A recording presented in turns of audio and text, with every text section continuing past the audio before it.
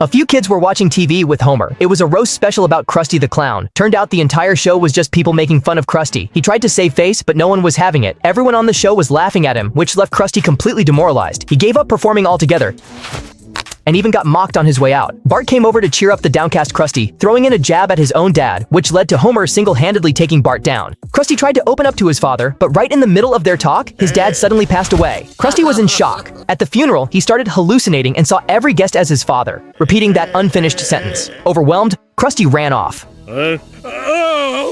Marge tried to comfort him, but it only made him feel worse. With nowhere else to turn, Krusty went to see a therapist, where he admitted he'd never felt accepted as a child. The therapist immediately called out his issues and encouraged him to return to the stage. The kids were thrilled, but Krusty announced he was shutting the whole show down and taking Sideshow Mel with him.